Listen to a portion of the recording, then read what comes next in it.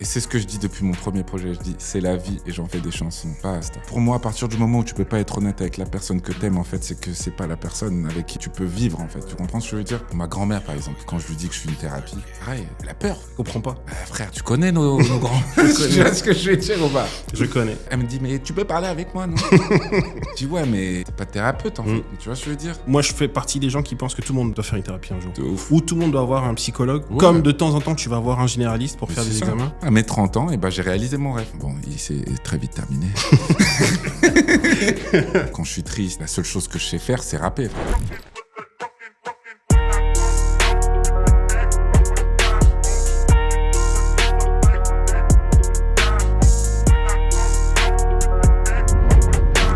Salut à tous, bienvenue dans 7ème Dan, le podcast produit par Savoir-être. Dans cette émission, on donne le micro à des experts dans leur domaine qui reviennent avec nous sur les moments impactants de leur carrière et de leur parcours de vie. Et pour ce premier épisode, je suis très heureux de recevoir mon gars, Ichon. Comment ça va, frérot? Ça va et toi, mon ref? Ça va? Ça vient d'où, Ichon? Et toi, ça vient d'où?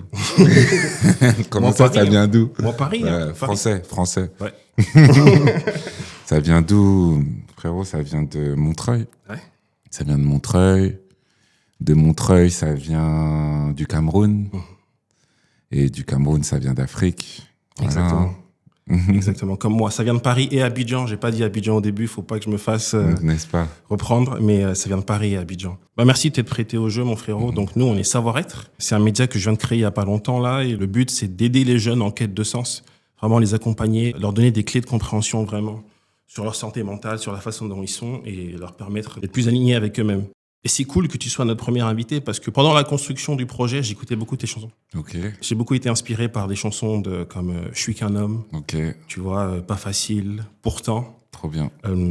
Donc ça faisait un peu écho à ce que je vivais moi personnellement, et c'est des chansons bien écrites, tu vois, c'est des chansons bien écrites, et ça m'a beaucoup inspiré. Donc c'est cool que tu sois là. Donc j'étais obligé de commencer, tu vois, en te donnant tes fleurs, Merci, mon ref. et merci d'être là, frérot. Toi, comment t'as commencé l'écriture? C'est quoi ton premier souvenir avec l'écriture? Moi, j'ai commencé à écrire justement pour m'exprimer.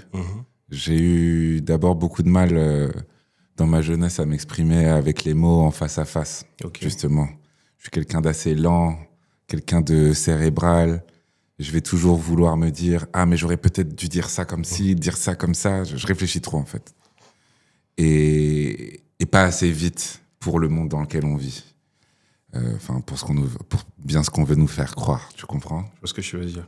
Et je me suis retrouvé rapidement à écrire, en fait, à me sentir à l'aise en écrivant ce que je pensais, en revenant sur mes pensées pour les donner aux gens auxquels j'avais besoin de partager, quoi. Donc, j'écrivais des très longues lettres à mes parents pour leur exprimer. Ah, tu faisais des lettres? Ah ouais, je faisais ouais des lettres. Ouais, c'était des lettres avant tout.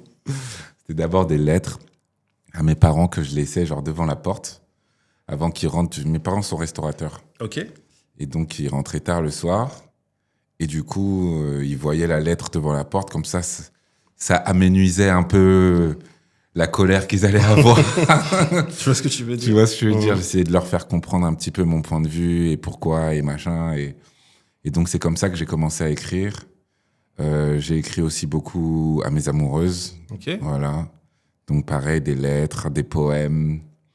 Voilà, ça a été ça d'abord, ouais. C'est pour m'exprimer, en fait. Vraiment, c'est des lettres, ouais. Ok. Merci pour ça, frérot. Et comment t'as commencé la musique? C'est avec Bon Gamin ou t'as commencé de ton côté? De mon côté en soi, mais c'était pas, si tu veux, justement, jusqu'à rencontrer l'OVNI, eh bien, je n'étais jamais allé en studio, tu vois. Ok. Première fois que je vais en studio, c'est avec l'OVNI. Pas très loin d'ailleurs, au frigo, pas très loin d'ici, dans le 13e. Ok. La première fois que je vais en studio, c'est là-bas. Mais avant ça, je pourrais même pas dire que je faisais de la musique, mais j'enregistrais des trucs sur MSN.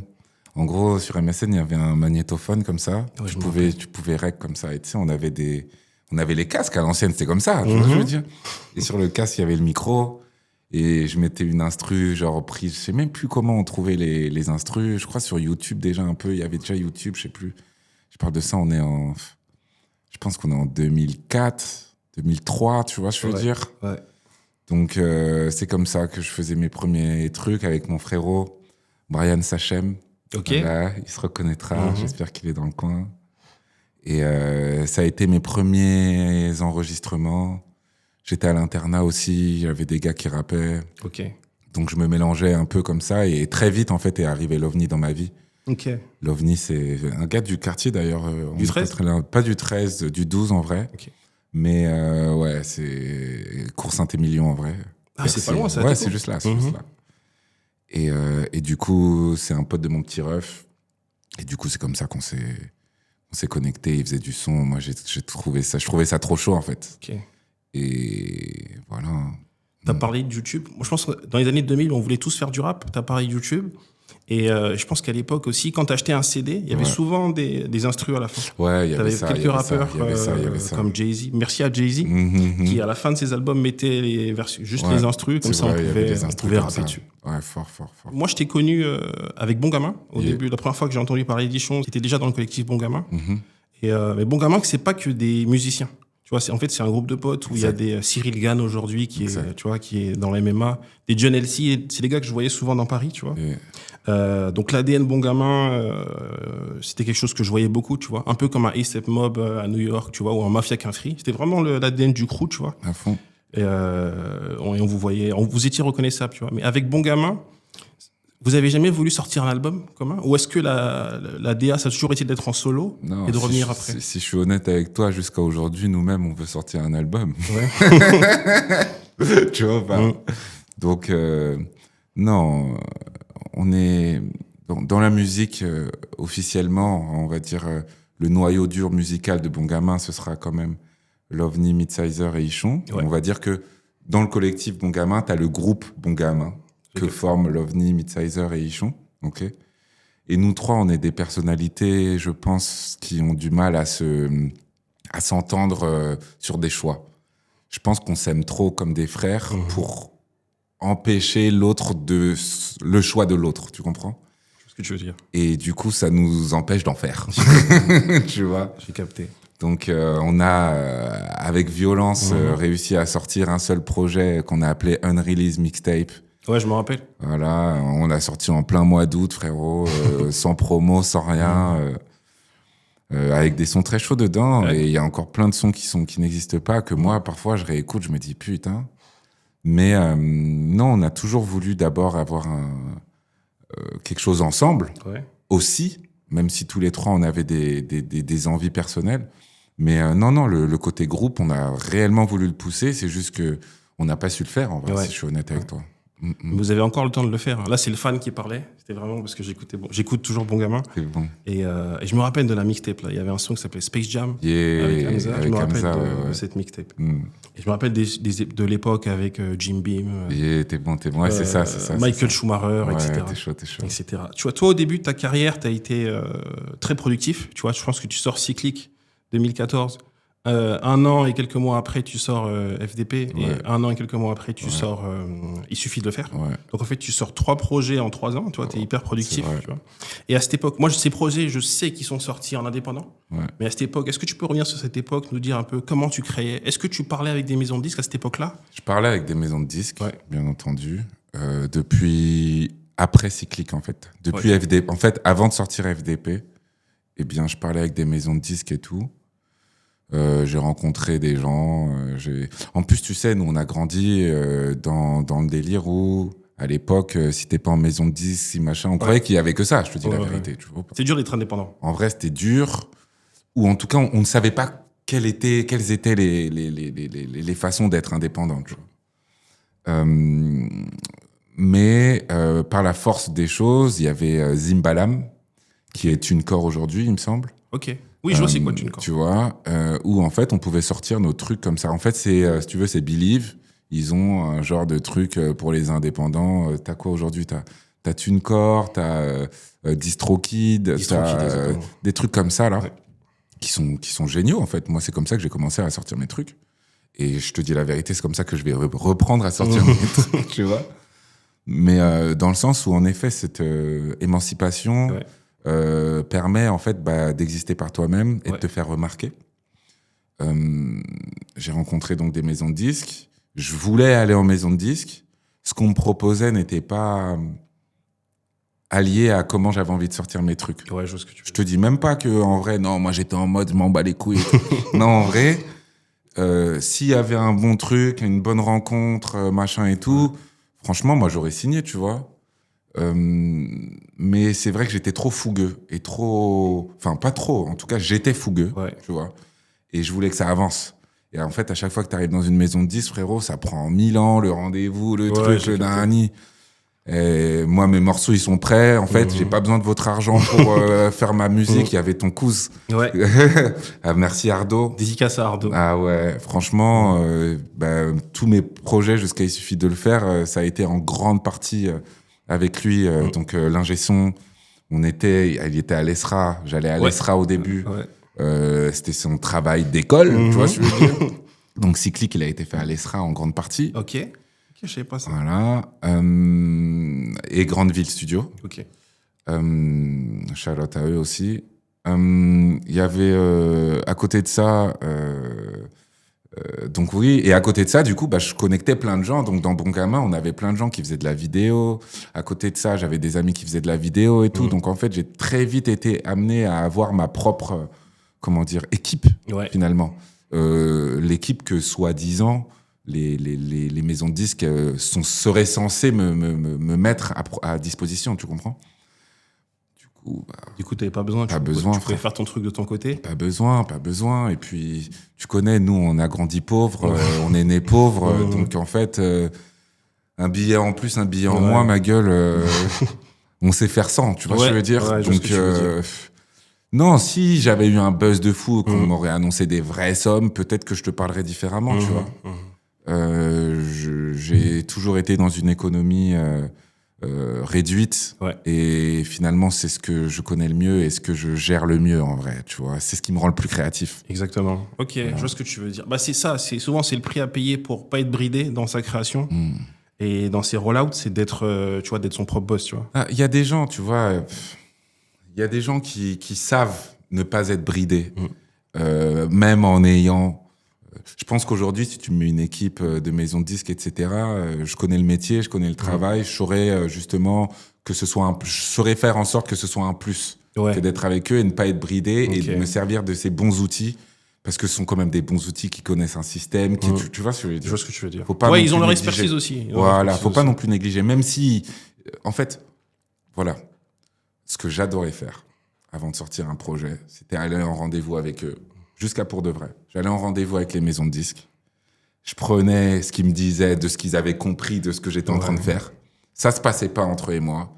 Et ce qu'ils disaient, je l'appliquais sur moi-même. Tu comprends ce que je veux dire? Ouais, je vois totalement. Donc en fait, on apprend, les maisons de disques apprennent des indépendants et les indépendants apprennent des maisons de disques. En vrai, faut pas mytho. Je veux dire, aujourd'hui, quand t'es indépendant, tu joues le même jeu qu'eux à ton échelle, à ton rythme, avec ton économie, avec tes envies à toi, tu vois ce que je veux dire? C'est ce que je pense qu'il faut faire aujourd'hui, voilà. Ouais.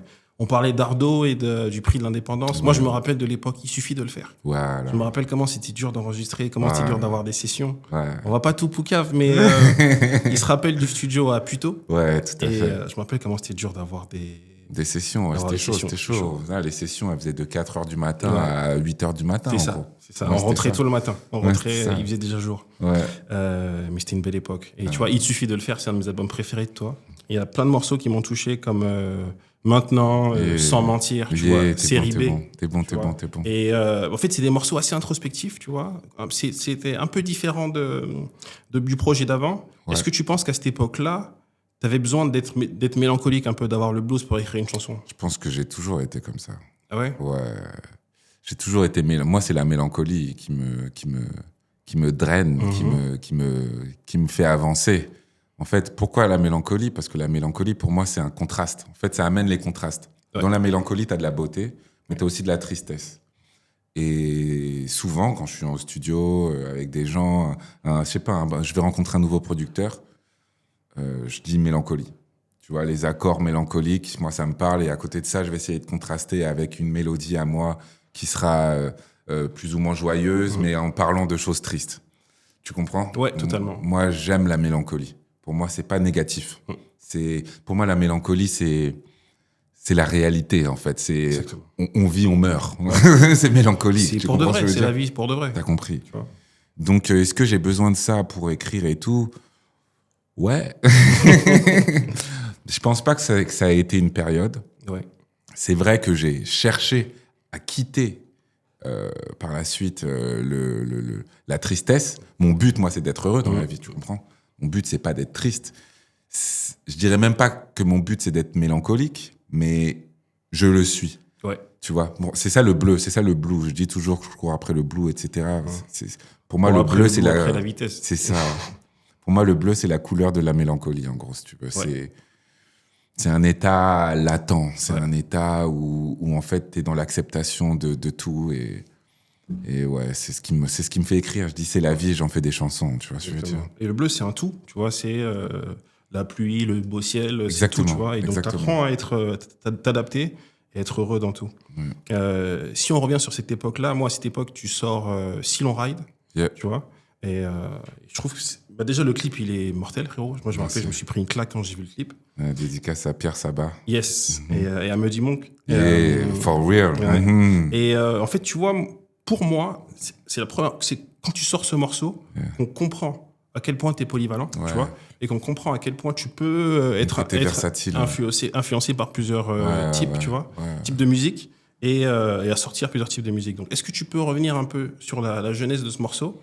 Et voilà, c'était quoi ton inspiration quand tu as fait le morceau? Déjà, faut savoir que Muddy Monk, à cette époque, c'était un gars qui m'envoyait pas des prods. En fait, on s'était connectés, je sais même plus comment il m'avait envoyé de l'amour, je crois, sur les réseaux sociaux, un truc comme ça. Et j'avais vu ce qu'il faisait, c'était lourd. J'aimais trop sa musique. Et il m'envoyait ses projets avant qu'ils existent. Ok. En gros, il m'envoyait ses maquettes, on va dire. Et il me semble qu'il y avait Silon Ride. En gros, Silon Ride, aujourd'hui, si tu vas sur Spotify, il n'y a pas Ichon dessus. Ouais, dans son album, il n'y a pas ta voix sur son album. Ouais. C'est que moi, en fait, j'ai volé sa chanson. Ok. Il m'envoie et en fait, je pose un truc, tu vois. Ouais. Et j'étais chez moi, je posais à l'ancienne, frère, écouteur d'iPhone dans GarageBand et j'enregistrais dans le micro de l'iPhone. Et j'enregistre ça et il me dit, c'est trop bien, mais ta voix, elle est dégueulasse. Ok. Viens à la maison, donc je vais chez lui en Suisse. Et donc, sur la route, eh bien, je vois le clip, frère. Ok. Dans le train, je vois le clip de Silon Ride. Je sais pas, j'avais une vision. Cette chanson, je l'avais écrite pour une femme que j'aimais, que je fantasmais, en réalité, même. Que je la connaissais, hein, mais je ne lui avais jamais avoué mon amour. Je lui écrivais des lettres d'amour en cachette. Je savais où elle travaillait et je rôdais un peu à son job. J'allais déposer avec des fleurs et tout, nani. Okay. Je voulais lui donner de l'amour sans qu'elle sache que c'est moi. Je voulais la laisser faire son truc, que je fasse mon truc. Bref. Et donc, si l'on ride, bref, c'était parfait. Et j'envoie ça à Muddy Monk, je vais en Suisse, on enregistre le track. Et je ne savais pas chanter à l'époque. Je ne savais même pas. En fait, si je suis honnête avec toi, pour moi, quand je rappais, je chantais. Tu captes? Ouais, je vois ce que tu veux dire. Et tu chantais un petit peu, ouais. Un peu, mais pas du tout. Tu vois? Je ne contrôlais rien, je savais pas où j'allais. C'était très instinctif. Ouais. Et donc, la première personne qui me fait réellement chanter, c'est Muddy Monk. Ok. C'est plus ou moins la même chose que ce qui est sorti, mais c'était mal fait. Et donc, il m'a plus ou moins coaché sur comment poser ma voix quand fallait chanter, parce que c'était voix de tête comme ça et tout. Fallait être chaud quand même, tu vois ce que je veux dire. Donc voilà comment est né ce morceau. Et puis, je l'ai tanné parce que j'aimais trop cette chanson. Ouais. Et que j'avais ma vision, moi, pour conquérir la femme que j'aime. Pour moi, il fallait faire ce clip et que pendant cette ride, elle et moi, on allait pouvoir se connecter, tu vois. Et j'ai eu la chance qu'elle accepte. Et donc, c'est donc la fille du clip, en fait. Ok. Et donc, c'était pour de vrai avant que ce le soit. Exactement. Et le clip, il est trop bien, vraiment, félicitations. Merci beaucoup. Et si on revient à ce que tu viens de dire, à cette époque-là, donc, tu sors Il suffit de le faire. Ouais. Je sais plus si c'était avant ou après. Et il suffit de le faire. Il se termine par une chanson qui s'appelle Pour de vrai. Ouais, tu vois, tout à fait. Il se termine par une chanson qui s'appelle Pour de vrai. Et je crois que tu mets 3 ans à sortir l'album qui s'appellera aussi Pour de vrai, tu vois. Tout à fait. Et tu as souvent parlé de ce qui s'est passé entre deux. Pourquoi ça t'a pris autant de temps? Et qu'est-ce que tu as traversé, tu sais? C'était quoi ton évolution? Autant en tant qu'artiste, en tant qu'homme, tu vois, entre ces deux projets. Est-ce que tu peux revenir un peu sur l'entre-deux et sur ce qui s'est passé? Ben, comme je le disais, tout pour moi était instinctif avant. Ouais. Je ne considérais rien, tu vois. Je considérais même pas faire de la musique, vraiment. Ok. Vraiment, moi, je le dis dans des chansons, je le dis dans la vie. S'il y avait pas l'OVNI et Midsizer, frère, moi, la musique, c'était vraiment... Moi, j'ai arrêté l'école assez tôt. Je faisais des bêtises, je faisais rien, tout et rien. La musique, j'ai toujours aimé ça, mais je n'avais pas vocation pour moi. Puis encore une fois, on vient d'une époque où il y avait peu de rappeurs qui faisaient leur truc, hein, tu vois. Ouais. On parlait de quelle année? 2003, 2004, frérot. Ouais, Il y avait c'est qui? dur en France, ouais. Tu comprends ce que je veux Ouais. dire? Donc, sans vouloir faire l'ancien ou quoi, il n'y avait pas de débouché, tu vois. Nos parents avaient raison de nous frapper quand on faisait de la musique, en vrai, tu comprends? Donc, va à l'école, poteau, tu vois. Ouais, totalement. Et donc, je considérais pas, en fait, la musique, tu vois. Et seulement, je n'avais plus que ça, Ok. tu vois. Et ça prenait beaucoup de mon temps et j'aimais ça, en vrai, je vais pas le cacher. J'avais envie de tout niquer, hein, je vais pas le cacher, mais je ne le considérais pas. J'étais vraiment un jeune fougueux, tu vois. Et sauf que la fougue t'amène aussi donc des foudres, finalement, tu vois. Ouais. Et donc, je faisais plein de bêtises. Je prenais beaucoup de drogue. Je grandissais aussi. Et à mes 27 ans, j'ai eu comme une illumination comme ça. En fait, déjà, moi, j'étais persuadé que j'allais mourir. À 27 ans? À 27 Ok. ans. j'avais cette... Même, je pourrais même te dire que j'avais cette envie, tu vois, de mourir à 27 ans. Je voyais pas d'avenir, en fait. Ok. Je voulais pas travailler, je voulais pas, tu vois, je voulais que l'argent facile et les choses faciles et je voulais que profiter. Je voulais pas travailler. Même la musique, c'est pour ça que je te dis, je ne travaillais pas. Je ne chantais pas, je faisais, tu vois. Ok. Sauf que je grandissais, que en vrai, je commençais à avoir une petite fanbase intéressante, mais que ça me faisait chier, en fait, de faire toujours la même chose. Frère, je pouvais faire des 3 sons par jour. Je recevais des packs d'instru, je les pliais, on avait le studio Bon Gamin. C'était lourd, hein. Ouais. Je pliais des 3 sons en une journée et tout, machin. Mais ça me remplissait pas. Tu vois, j'avais l'impression, finalement, d'avoir un travail.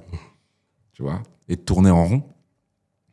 Et donc, j'ai eu une perte de conscience à un moment, de fatigue, de drogue, d'enchaînement de temps, de choses, qui m'a fait me dire que, en fait, il faut que je fasse un choix, quoi. Et je t'avoue que j'ai cru voir que j'étais mort. Ok. Et en parlant avec un ami dans mon état à moi un peu conscient de surconscience, inconscient, je saurais pas te dire, mon pote, il me dit, mais si t'es mort, ça veut dire que tu peux tout faire. Tu vois ce que je veux dire ou pas? Et là, en fait, ça m'a mis un déclic. C'est mon gars de Russie qui m'a dit ça. Ok. C'est un peintre. Et en fait, ça m'a mis un déclic. Et je me suis dit, donc en effet, je peux tout faire. Du coup, moi, je rêvais de jouer au piano. Je rêvais de chanter. En fait, je rêvais un autre personnage de moi. Je voulais vivre à la campagne. Je voulais être, tu vois, genre... Et c'est même pas tant un autre personnage, c'était ce qu'il y avait à l'intérieur de WAM. Ouais. En fait, tu vois, Totalement. c'est ça, moi, en fait. Sauf qu'avant, par peur aussi, je pense, eh bien, je n'osais pas apprendre par peur de rater. Apprendre le piano? Ouais, apprendre le piano, apprendre à chanter, et même dire oui, je suis chanteur. Ok. Ou dire oui, je suis rappeur. Je ne disais rien, je disais ouais, je fais du son. Tu comprends ce que je veux dire? Ouais, je vois ce que tu veux dire. Je fais du son, voilà, c'est ça, ouais. Carrément, tu me croises dans la rue, je disais pas je fais de la musique. Ok. Ah non, c'était pas une fierté pour moi, en fait. Je sais pas comment dire, c'était pas... T'étais pas incarné, t'étais pas Ouais, un artiste incarné. j'ai toujours eu un attrait pour l'esthétisme. J'ai fait tout, j'ai co-réalisé tous mes clips. Tu comprends, j'ai été très impliqué dans chaque chose que je faisais. Mais mon ambition n'a jamais été, jusqu'à là, n'a jamais été de faire carrière. Ok, Tu captes? c'est venu très tard. Ouais, c'est venu tard. Ma conscience est venue tard, bref. Et donc, à ce moment-là, c'est à ce moment-là que j'ai entamé donc un apprentissage, un retrait aussi. Ok. Je faisais du mannequinat, je faisais plein de trucs. Ouais, je me rappelle. Voilà. J'ai mis un retrait, donc c'est pour ça qu'il y a eu ces 3 ans d'attente pour redevenir qui je suis. J'ai décidé d'arrêter de prendre des jobs de mannequin, des trucs qui me donnaient de l'argent pour retourner vivre chez mes parents, pour ne plus être en fait dépendant de l'argent. Ok. Et pour pouvoir faire vraiment ce que je veux. Tu captes? J'ai arrêté de prendre de la drogue, j'ai arrêté de boire. J'ai arrêté de mes conquêtes, de voir plein de femmes. J'étais très amoureux. Hein. Quand je dis conquête, c'est même pas tant. J'avais un amour infini de la femme. Tu comprends? Ouais, c'est ce que je veux dire. Dès que je rencontrais une femme qui me touchait, j'étais amoureux et j'allais lui donner tout mon amour pendant les mois qui allaient suivre. Tu comprends? Et sans vivre finalement une relation stable. Ouais. Tu vois? Parce que j'allais d'amour en amour, en fait, tu vois. Donc, j'ai arrêté tout ça. Ça a pris du temps.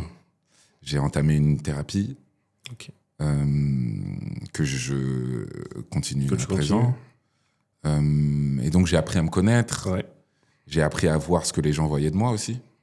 Ouais. Ça, c'était très intéressant parce que au moment où tu prends plus de drogue, que tu bois plus, que tu apprends à jouer du piano, que tu fais des vocalises en arrivant au studio, et qu'avant t'étais fils de pute, tu vois ce que je veux dire? Exactement. Et que t'es avec une petite dame comme ça dans la rue tranquille, et qu'il y a un gars qui dit alors fils de, tu vois ce que je veux dire? T'es en mode, tu vois, t'es avec ton petit chocolat chaud.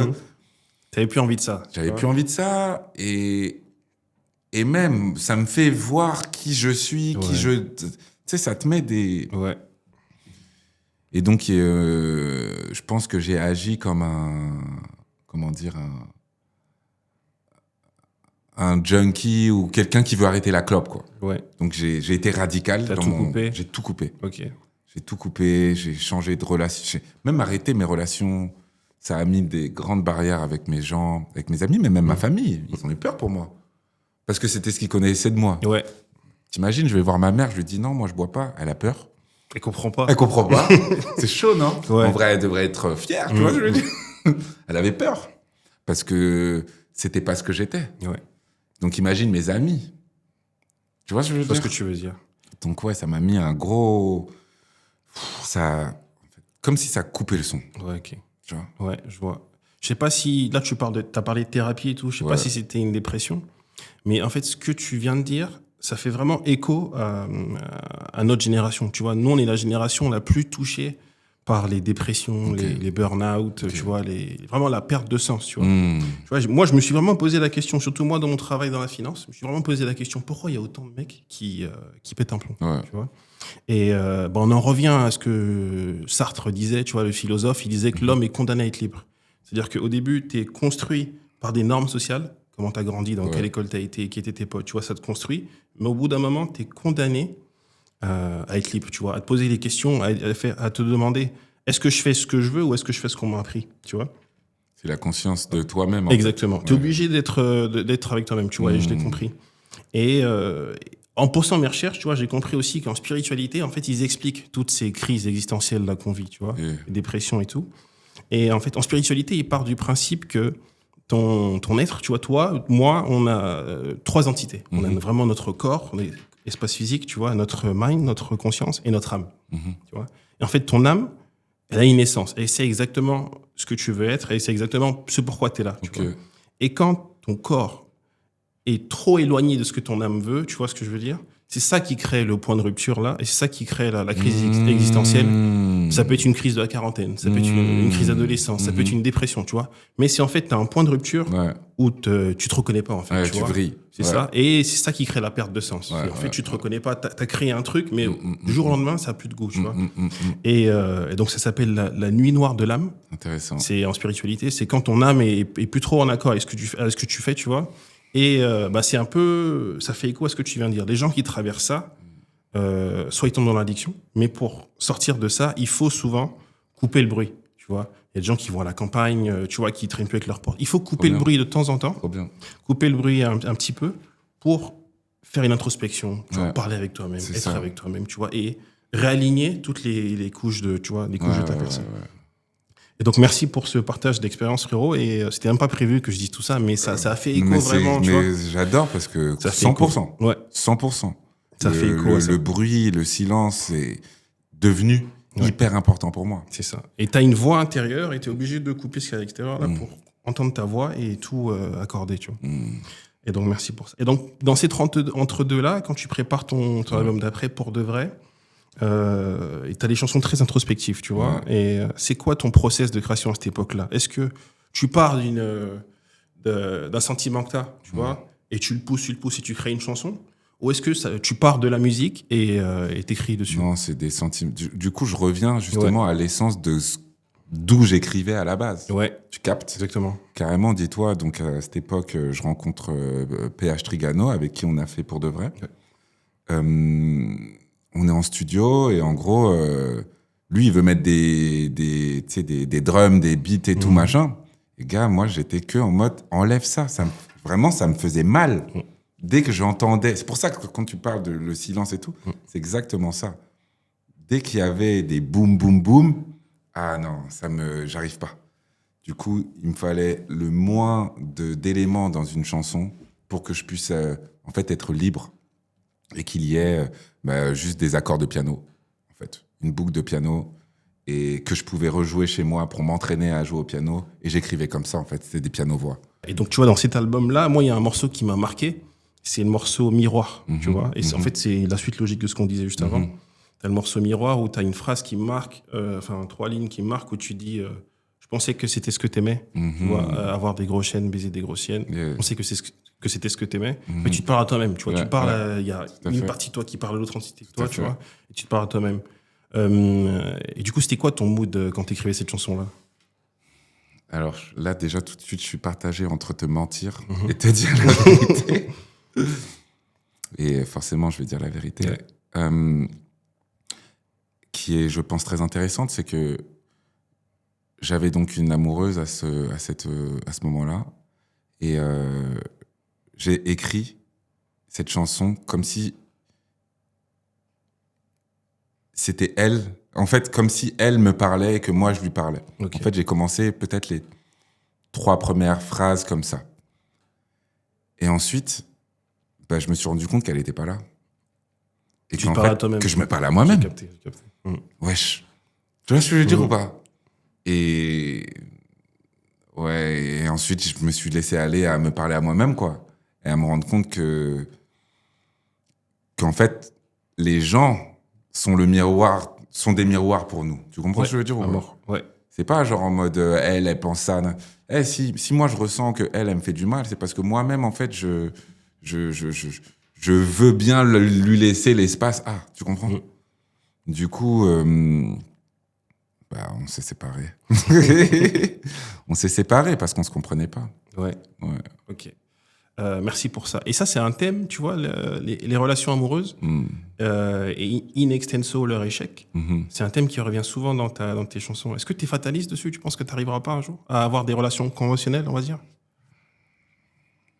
Ouais, moi j'ai du mal à croire en le couple conventionnel. Ouais. J'ai du mal à ça. J'ai du mal à...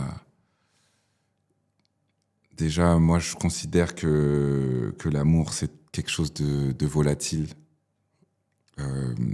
Mais quand je dis volatile, c'est qui part et qui revient.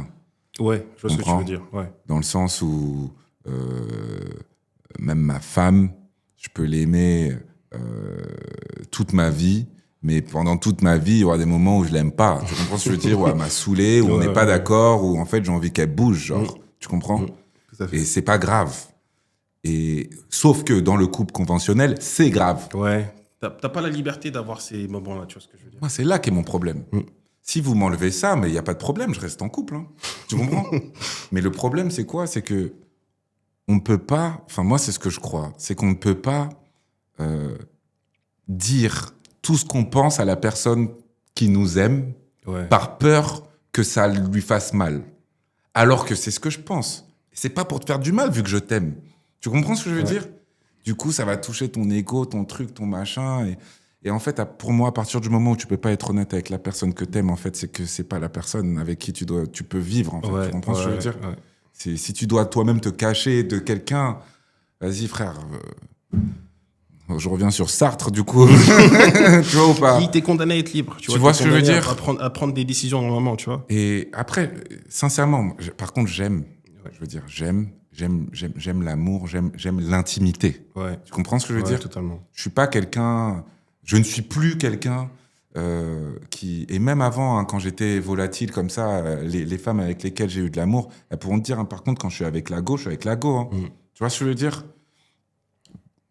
Mais donc, ce côté... voilà, t'as compris, je crois. Ouais, c'est ce que je veux dire. Merci. Et en fait, tout ce que tu dis là, ça me fait penser à quelque chose, tu vois. Il y a une évolution un peu dans ta carrière où, au début, tu disais cours après le blue, après la vitesse, tu vois, comme si c'était une quête, le bleu, comme si c'était le bonheur, tu vois. Tout à fait. Et je sais plus dans quel morceau, à un moment, tu dis le bleu est dans la pluie, je crois, ou le bleu est dans, tu vois. C'est dans Passe le message. Ouais, c'est ça. Ah oui, je me rappelle du clip, tu vois. Et donc, ça, c'est une prise de conscience un peu. Complètement. Et ton dernier projet, il s'appelle Born to be Blue, tu vois, où en fait, tu captes que, en fait, le bleu, c'est toi, et c'est ta destinée un peu, tu vois. Et donc, il y a une évolution un peu dans ta... Merci.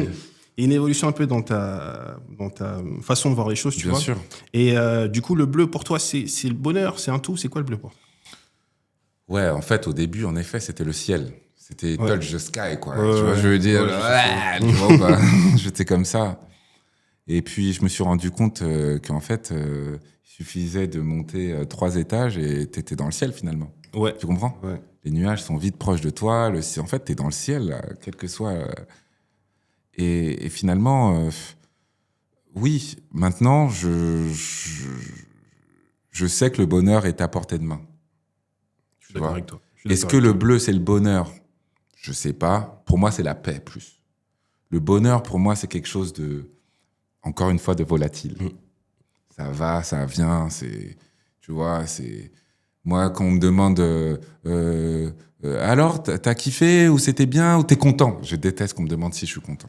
Ah ouais? Ouais, j'aime pas.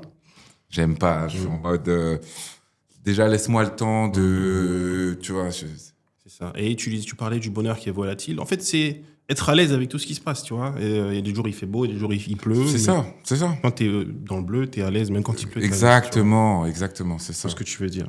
Et si on revient à la musique un peu, tu vois, on parlait de l'évolution dans tes albums et de la polyvalence. Et dans la réédition que tu fais de Pour de vrai, et même dans Casser ça, l'album qui suit, tu vois, il y a des sonorités plus dansantes, plus funk. Tu vois, Casser ça, il est presque funk. Complet. Est-ce que c'était une volonté de ta part de faire de la musique plus dansante ou comment c'est venu ça? À fond. Ah ouais? Bah, du coup, j'étais arrivé à une certaine sérénité dans ma vie. Ouais. Je vivais à la campagne.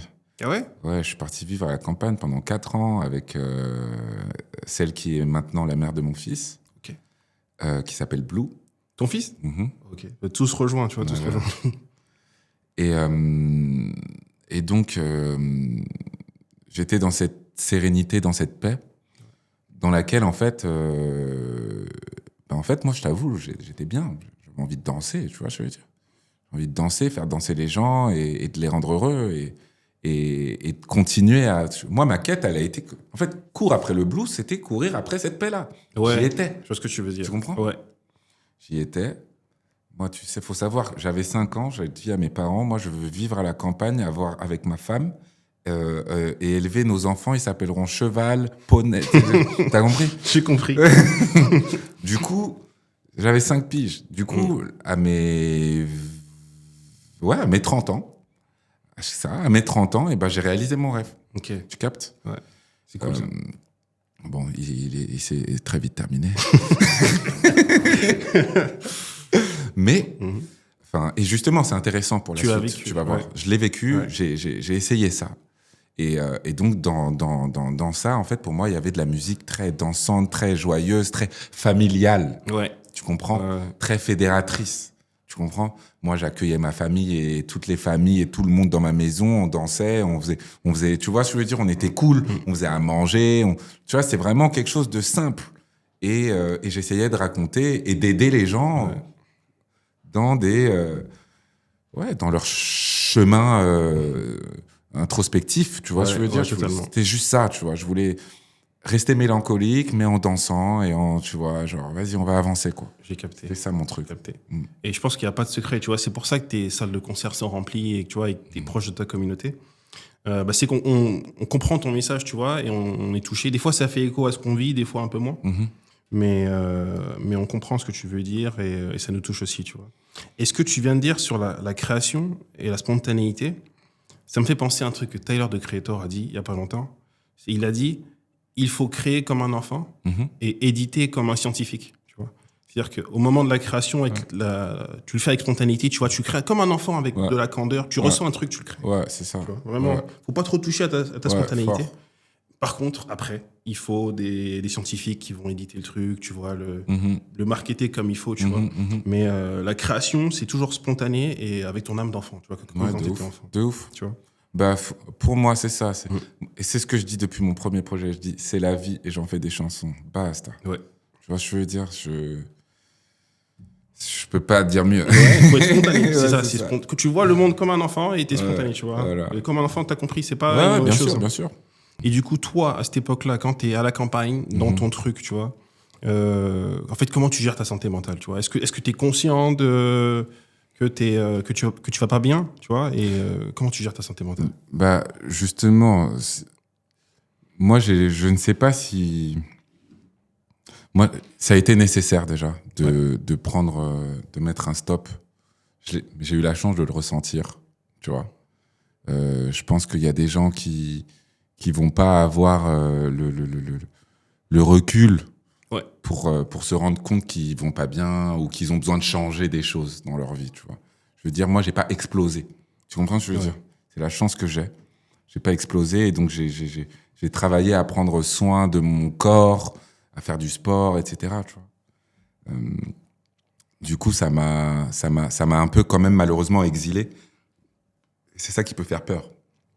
De plus retrouver ses repères, tu vois, plus connaître, avoir les mêmes repères. Je refaisais des concerts de temps en temps avec mes nouvelles chansons, quoi, ou avec Dans la vie, il y a des jours. Tu vois ce que je veux dire? Ouais. Je fais mes concerts comme ça, et en fait, moi, tout ce que je connaissais avant, c'était fils d'app, tu vois. Et ben, j'avais l'impression de faire des mauvais concerts, du coup. Ok. Tu vois ce que je veux dire? Ouais. Parce que t'avais pas le repère d'avant, en fait. Bah, j'avais pas cette adrénaline-là qui venait, ça transpirait pas, je tapais pas, j'étais pas, tu vois ce que je veux dire? Ouais. Et en fait, ouais, ça fait peur. Alors que finalement, c'est comme ça que je suis plus aligné, tu vois. Ouais. Et du coup, t'as appris à faire des concerts avec des musiciens, il me semble. Ouais, à c'est l'époque, ça, t'avais c'est que ça. un DJ et toi qui Exactement. Et là, t'as tout réappris, en fait. Tout réappris. Ouais. Tout développé, finalement, même. Ouais. Et bon, je tape toujours du pied, je crie toujours. Ouais, je sais. En fait, en fait, ce qui est intéressant, c'est que ça m'a pris du temps de revenir à qui je suis vraiment sans que ce soit un rejet. Ouais. Tu captes? Ah, c'est bien dit, ça. Tu comprends ce que je veux dire? C'est bien dit, ouais. Parce que j'ai d'abord commencé par rejeter tout ce que j'étais pour créer encore un autre personnage, tu vois? Pour me rendre compte qu'il me manquait encore quand même des choses et pour réintégrer finalement ce que j'aimais dans ma vie de débauche finalement, si on peut l'appeler comme ça. Ça ne l'est pas du tout, mais tu comprends? Je veux dire, aujourd'hui je bois, je peux fumer un joint de temps en temps, je peux même prendre de la drogue 1 à 3 fois par an, tu vois ce que je veux dire? Mais en tout sans que ce soit un problème. Sans que ce soit un problème, sans que ce soit une habitude, tu comprends? Ouais. Tout ce qui est négatif, c'est les choses qu'on fait excessivement. Ouais. Tu comprends? Ouais. Et aussi, il y a une autre chose que j'aime dire aux gens, c'est ne pas se flageller, tu vois. Hey, si j'ai envie de boire, là, aujourd'hui, frère, je vais boire, frérot. Je sais que c'est pas spécialement bien, tu vois. Ou je sais que je m'étais dit, ah non, cette semaine, j'allais pas boire. Ouais, mais j'ai envie, là. Demain, je vais au sport, je fais mon truc, je fais mon nanana, tu vois. Genre, c'est pas grave, tu vois ce que je veux dire? Et c'est réapprendre ça aussi qui m'a fait... Enfin, qui a été long. Ok. Réapprendre ça qui a été long. Ouais. Et t'as parlé de thérapie, tu vois, plutôt dans l'échange, tu vois. Ouais. Et déjà, c'est beaucoup de vulnérabilité pour un rappeur d'avouer que tu vois un professionnel de la santé mentale ou que tu fasses une thérapie, tu vois. Moi, je fais partie des gens qui pensent que tout le monde doit faire une thérapie un jour. De ouf. Ou tout le monde doit avoir un psychologue. Ouais. Comme de temps en temps, tu vas voir un généraliste pour Mais faire c'est des ça, examens. c'est ça. Il faut que tu ailles voir un professionnel, tu vois, pour juste faire l'équivalent d'un examen sanguin, mais pour ta santé mentale, tu vois. Et toi, à quel moment tu as compris que tu voulais tu vois, faire une thérapie? En fait, j'avais un ami qui, lui, allait chez AA, Alcooliques Anonymes, tout ça, là. Ok. Et il me racontait des choses et je disais, putain, c'est moi, tu vois. Pourtant, je ne ressentais pas de problème avec ma consommation de drogue ou d'alcool. Parce que vraiment, je pouvais arrêter quand je voulais, j'arrêtais, j'avais pas de problème avec ça. Mais je ressentais ça avec les femmes. Ok. Je pouvais pas dormir seul, gars. Je pouvais appeler une go, je savais que j'avais pas envie de la voir, juste pour qu'elle dorme avec moi. Tu comprends ce que je veux dire? Et j'étais dépendant affectif. Tu captes? Et en fait, DASA, c'est un groupe de parole. Comme, en fait, ça vient de Alcooliques Anonymes. Ça s'appelle DASA, dépendant affectif, sexuel et amoureux. Ok, je connaissais pas. Voilà. C'est des dérives, ils en ont plein d'autres d'acronymes comme ça. Et donc là, c'est spécialisé pour les rapports humains, finalement. Tu comprends? Et donc, je suis allé là-bas, chez DASA. Et j'ai passé, un petit mois à suivre, un peu plus quand même, à suivre les réunions et tout. C'était deep. Mais t'en as appris sur toi, ça t'a appris. Mais déjà, je me suis rendu compte que ce que je vivais n'était pas commun. Ouais. Je me suis rendu compte aussi qu'il y avait d'autres gens qui vivaient d'autres choses, pas exactement comme moi, mais tu vois, qui vivaient d'autres trucs. Et donc, ça m'a fait comprendre qu'il fallait que je sorte de là, ça m'a fait comprendre que j'avais un problème, ça m'a fait comprendre plein de choses. Ouais. Déjà, ils m'ont appris un truc génial, que souvent, en fait, quand t'es hyper boulimique, en fait, ils ont utilisé ce terme-là, en fait. C'est ça qui était intéressant. C'est que j'étais boulimique à l'amour, on va dire. Tu comprends? Boulimique à ça, et en fait, souvent, quand t'es boulimique, ça peut aussi aller, en fait, avec quelque chose où, en fait, tu es finalement anorexique. Tu veux, en fait, c'est, tu vois, c'est soit l'un, soit l'autre. Ouais, juste que tu veux. Soit tu coupes. En fait, t'es extrême. T'es extrême. Voilà. Tu comprends? Et ça, j'ai aimé apprendre ça là-bas. Et en fait, quand j'ai raconté mon expérience à une de mes meilleures amies, elle s'est mise à pleurer. Ça lui a fait remonter des trucs. Parce que, en fait, son père, lui, allait chez AA. Et ça l'a rendu fou. Son père. Ok. Parce que, en effet, en fait, ça enferme un peu dans quelque chose. Je ne veux pas dire de mal d'eux. C'est juste que, parfois, c'est pas adapté à toi. Parce que c'est très deep. Il y a des gens qui vivent vraiment des choses très difficiles qui vont là-bas. Et moi, ça m'a beaucoup aidé d'aller là-bas. J'ai appris beaucoup. Mais elle, l'expérience qu'elle avait avec son père, ça lui a fait du mal. Et en fait, elle m'a dit, mais t'as pas besoin d'aller là-bas. Va voir un psy, wesh. Tu vois. Et c'est vrai que c'était lourd pour moi. Tu sais, en fait, t'as un parrain, et ensuite, tu dois parrainer des gens. Du coup, en fait, tout le temps, t'es dans ça. Tu peux pas vraiment... Enfin, en tout cas, c'est difficile de sortir de ça pour, en fait, finalement... vivre ta vie, parce que tu vois, finalement, moi, j'avançais, tu vois, j'étais pas non plus enfermé dans mon truc, tu vois. Et donc, ça te ramène, en fait, dans le sombre, tu vois. Et donc, je suis allé... le même ami qui m'avait amené chez DASA m'a conseillé une thérapeute, qui est toujours celle que je suis aujourd'hui. Ok, ça fait combien d'années? C'était en 2018. Ok, ça fait 7 ans. Voilà. 7 ans. Et ouais, c'est quand pour de vrai, je l'ai fait comme ça, mon album. J'ai fait un documentaire qui s'appelle Pour de vrai. D'ailleurs, avec ce même ami-là qui m'a présenté tout ça. Et c'est avec lui qu'on a fait ce docu. Et dedans, en fait, t'as ma psy qui parle. C'est mes vraies séances de thérapie, et tout machin, du début en tout cas. D'accord. Et c'est rythmé autour de ça, en fait. Tu vois. Autour de ta thérapie. Autour de ma conscience pour de vrai. Voilà.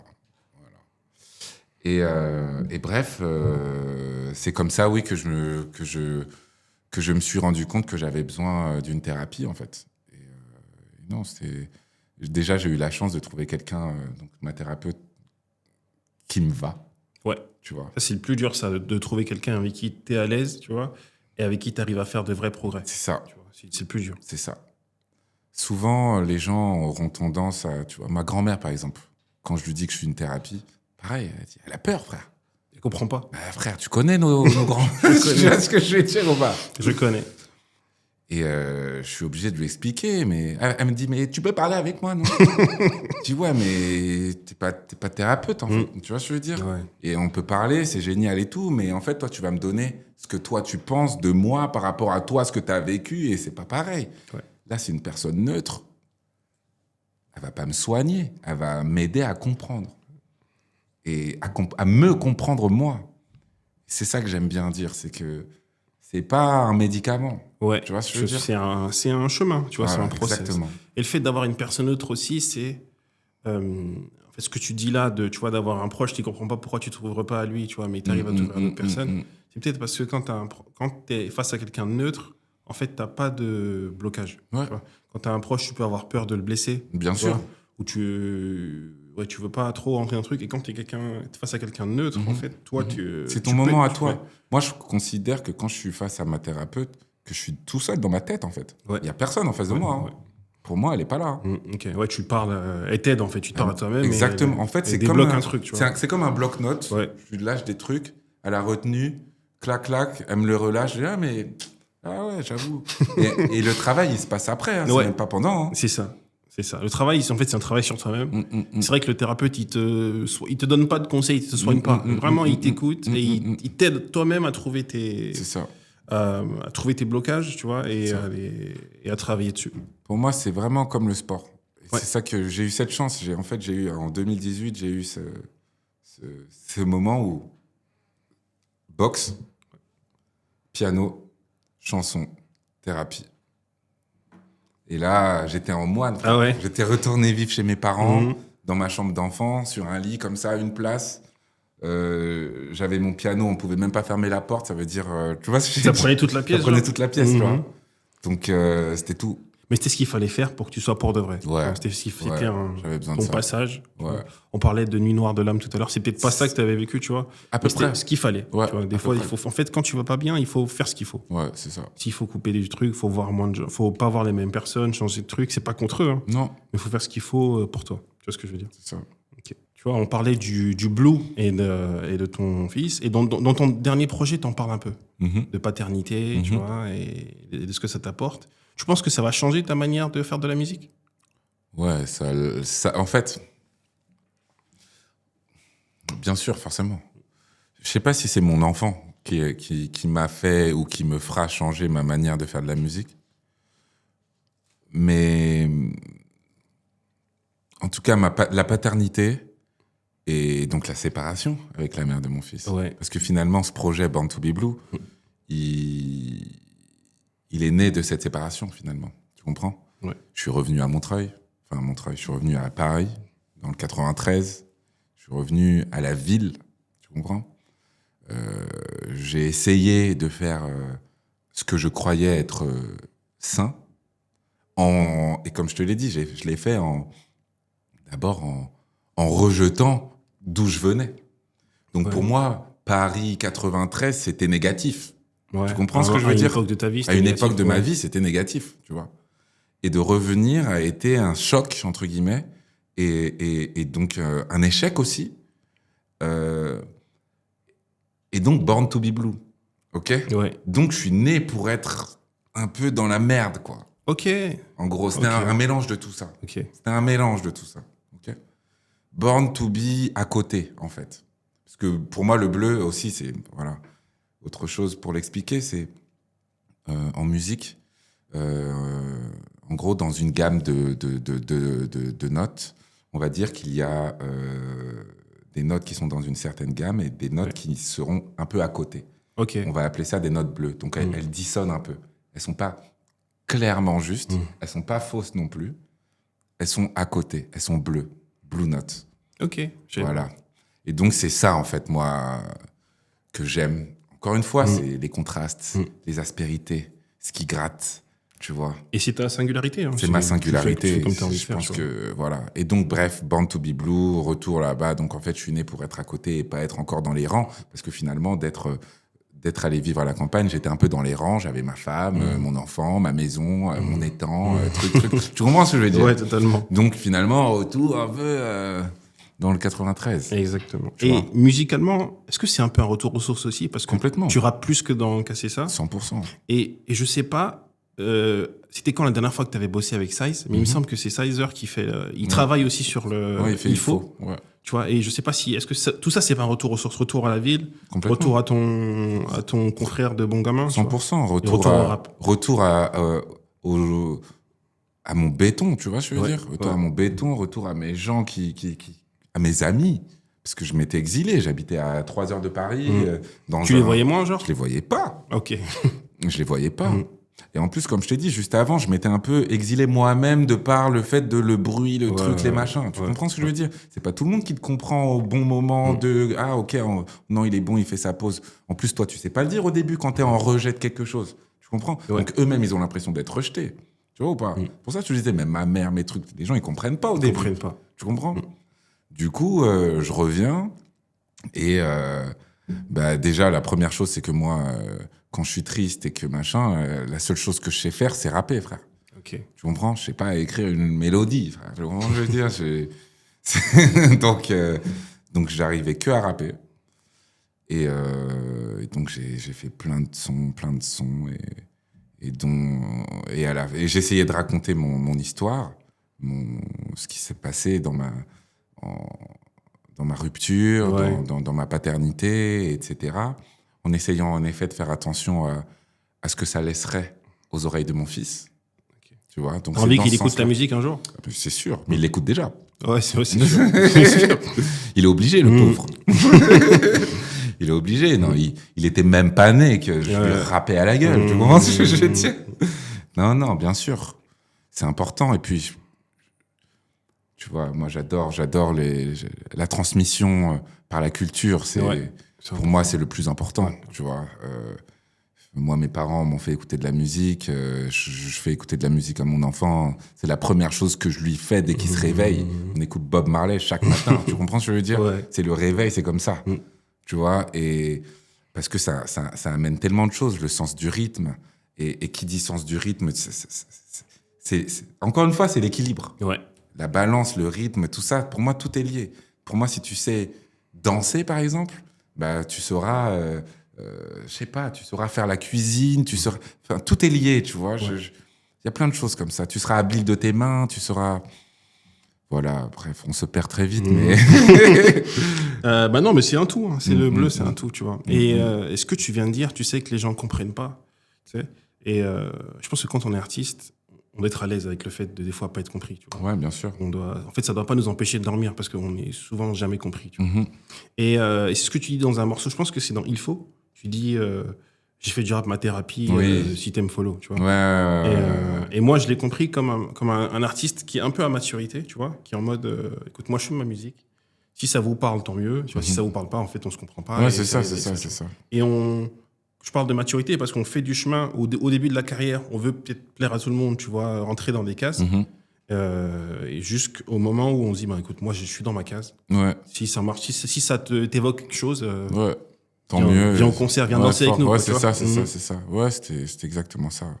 100%. C'est ça, tu vois. Et donc, frérot, merci pour ça. Merci. Je trouve qu'on a bien parlé et c'est ce que je voulais transmettre, tu vois, quand j'ai créé ce média-là. C'est vraiment des gens qui viennent raconter leur histoire. Et je suis sûr que derrière l'écran, tu vois, ça fera écho Ok, trop bien. à ce que les gens vivent, tu vois. Trop bien. Et on est arrivé à un bout de l'émission où j'aimerais en savoir un peu plus sur ce qui t'inspire, tu vois, ce que t'écoutes. Ok. Tu parlais d'écouter Bob Marley avec ton fils, tu vois, mais en fait, savoir ce qui t'a inspiré, tu vois, et ce que t'aimes en ce moment en musique, tu vois. Et tu parlais d'écouter de la musique avec tes parents, tu vois. Voilà. Qu'est-ce que t'écoutais quand t'étais plus petit? Écoute, moi je suis camerounais, tu vois. Ouais. Donc mon père en particulier, ma mère aussi, hein, mais mon père en particulier écoutait beaucoup de musique camerounaise, tu vois. Du coup, j'ai été bercé par ça. J'ai eu la chance d'aller au Cameroun aussi, donc j'ai été bercé par ça. Beaucoup de salsa chez mon père aussi. Ok. Ils sont ensemble, hein, mais je veux dire, lui, son catalogue, c'était ça. Salsa, musique africaine. Ma mère, beaucoup de chansons françaises. Francis Cabrel, Céline Dion. Aussi beaucoup de... Ma mère, elle était grave dans le R&B, genre Janet Jackson. Ok. Ouais. Janet Jackson. J'ai pas envie d'en oublier, mais il y en avait plein d'autres, tu vois, des Brandy, des machins. Ma mère était très... En fait, elle a une petite sœur aussi qui est plus jeune et donc qui est plus proche de nous, qui elle aussi... Il y avait beaucoup de musique à la maison, tu vois. On faisait le ménage le dimanche, c'était musique à fond, tu pouvais même pas t'entendre parler. Ah ouais? Tu comprends ce que je veux dire? Donc voilà, et puis quand on bougeait dans la voiture, tu connais, on mettait les CD, chacun son tour et tout. Donc de tout, le rap, j'ai un grand frère aussi, qui lui écoutait beaucoup de rap. C'est à lui que j'ai volé le premier album de 113. Lequel? Le premier de 113? Le premier, ouais, Okay. ouais, tu vois. Donc j'étais dans ça.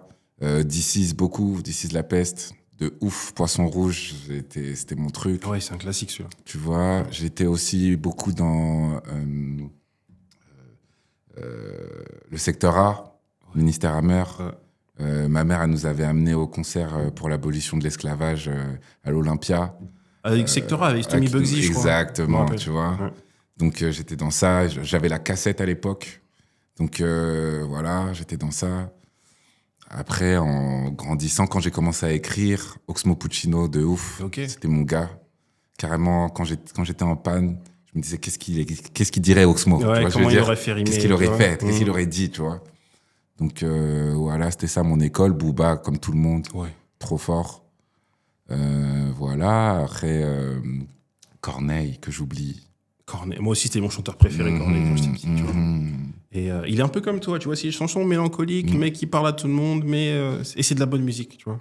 Aujourd'hui, si je voulais faire quelque chose dans une case, je dirais que ma case, c'est celle-ci, celle de Corneille. Si je devais absolument choisir une case, je choisirais celle-là. Maintenant, je suis malheureusement trop versatile. T'es dans la case Dichon, tu vois, c'est très bien aussi. Voilà. Mais ça, c'est un point commun qu'on a. Corneille, moi, c'était mon gars mort. De ouf.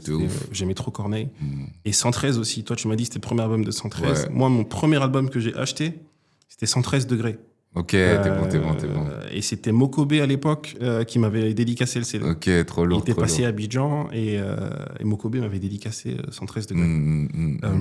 C'est vrai que 113, c'est un marqueur culturel pour les... On n'est pas de la même génération, mais vraiment pour les gens qui aiment le rap. 113, Booba, c'est vraiment des marqueurs culturels. Parce que c'est de la musique tellement versatile que c'est des trucs que tu peux écouter avec tes parents. Tu vois, 113, fort. Des trucs que tu peux danser dessus, tu vois. Et puis après, quand tu deviens vraiment fan de rap, ils ont aussi des morceaux un peu, tu vois, plus durs pour les puristes, un peu comme DC's aussi, tu vois. Et donc c'est versatile, et donc c'est ça qui est cool, tu vois. Et là, on peut passer à un autre moment de l'interview où je te donne 2 rappeurs, si t'es OK, tu vois. Bien sûr. Et tu me dises instinctivement celui que tu préfères. Ok, vas-y. Et pourquoi, si t'as envie de dire pourquoi. Jay-Z ou Nas? Jay-Z, ouais. Jay-Z? Ouais, Jay-Z. Moi aussi, je préfère.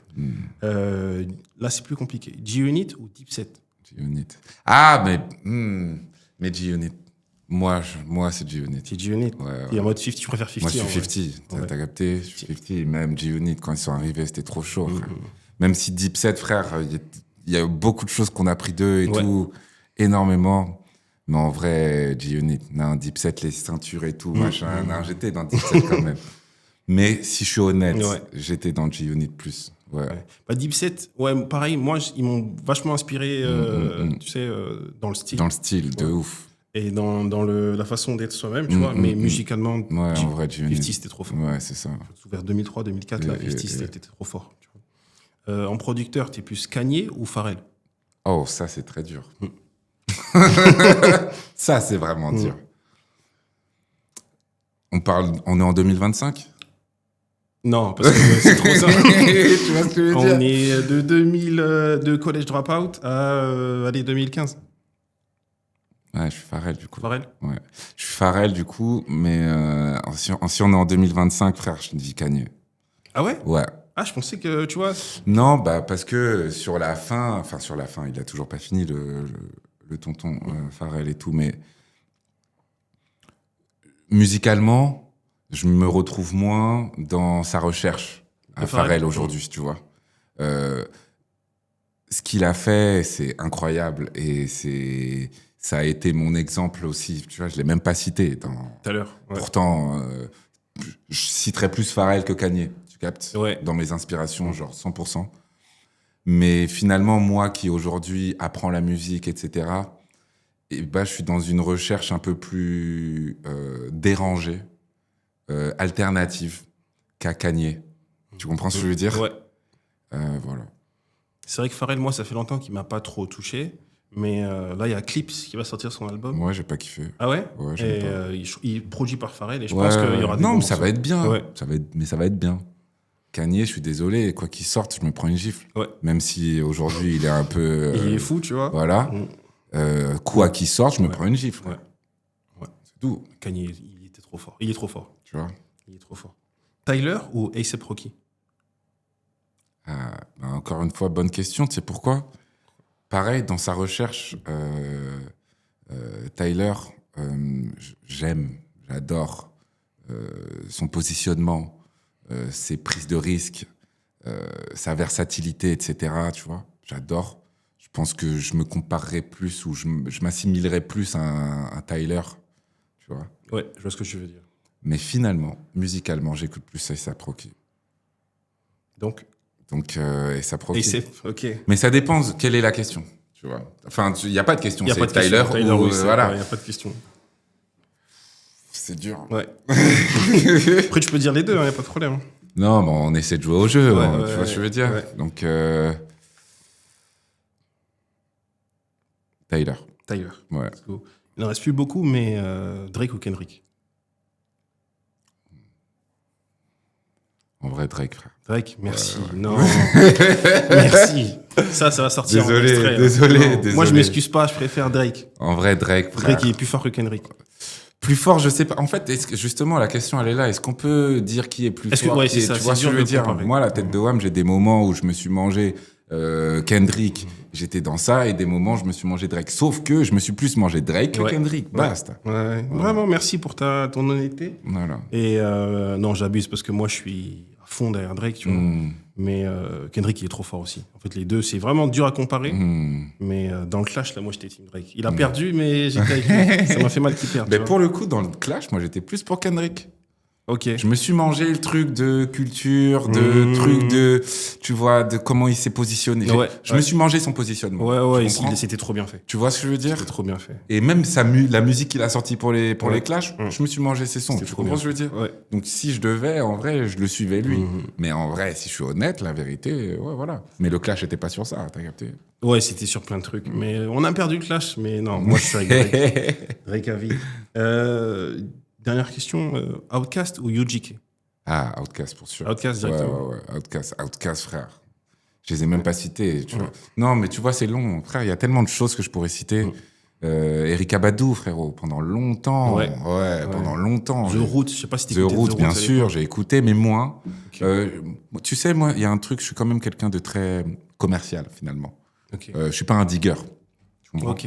Je vais pas chercher les trucs. Je suis quelqu'un de qui écoute en boucle quelque chose qui m'est arrivé sous le nez et voilà. Voilà. Ok, Outkast. Ouais, c'est vrai qu'André 3000, frère, à l'époque. On Tu vois ce parlait que je des veux dire gars un peu versatiles, tu vois. Tu des vois gars ce que je veux dire? qui s'assumaient eux-mêmes, qui assumaient leur personnalité, qui rentraient pas dans des cases. Et André 3000, c'est patience 100%, zéro. 100%. En vrai, hein. Ouais. Il n'y avait pas grand monde avant lui Cette dans époque-là, ce délire-là. André 3000. Non, il était trop fort. Même venir d'Atlanta, avoir les cheveux longs. C'est chaud. Là où tout le monde fait du gangsta rap. Non. Outkast, c'était chaud. Yeah, C'était chaud. de ouf. Écoute, on a fini cette partie. Merci pour ça. Ouais, un plaisir. En fait, on arrive à la fin de l'interview, tu vois. Et j'aimerais qu'on finisse sur quelque chose. J'aimerais que tu me donnes ta définition à toi d'être un bon gamin. C'est quoi être un bon gamin?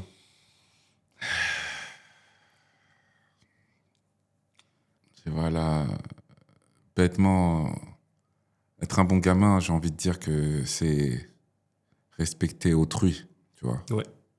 C'est d'abord ça. Respecter autrui, se respecter soi-même et aller au bout des choses, c'est très important. Tu vois. Dans bon gamin, il y a cet aspect enfantin qui est nécessaire. Et en fait, tu l'as très bien expliqué tout à l'heure. En fait, avoir son idée de base, c'était ce que Tyler disait. Donc, avoir son idée de base, la vivre, la développer avec ce côté enfantin, ok, et l'éditer vraiment avec un côté mathématique, intelligent. Ouais. C'est important. Et donc, pour ce faire, un bon gamin, pour moi, c'est quelqu'un qui reste proche. Parce qu'on grandit aussi maintenant. Ouais, de son enfant intérieur, tu veux dire? Tu vois, qui reste proche de son enfant intérieur, de ses valeurs d'expérience et de vouloir tout manger, tu vois, tout en respectant les autres, c'est important. Parce que sinon, il n'y a pas le bon avec. T'as capté? Sinon, t'es juste un gamin. T'es juste un gamin, t'as compris? J'ai capté. Tu vois, c'est ça pour moi. Donc, respecter autrui, c'est très important. Et être pour de vrai. Être pour de vrai. Exactement, c'est ça. Okay. Voilà. Merci. Savoir être. Exactement. Ça. Oh, merci. Merci pour cette interview. Merci pour ton partage. Et merci d'être là. Tu es notre premier invité. T'as accepté. Merci pour la force. Ça fait plaisir. J'espère que ton truc va aller loin. Et merci, frérot. On est ensemble. Merci. Si vous avez aimé cette vidéo, n'hésitez pas à nous suivre sur tous les réseaux, Instagram, TikTok, X, YouTube, Savoir-être Média. Merci beaucoup et on se voit la semaine prochaine pour une nouvelle vidéo. Peace. Ciao. Merci frérot. Je t'en prie, plaisir.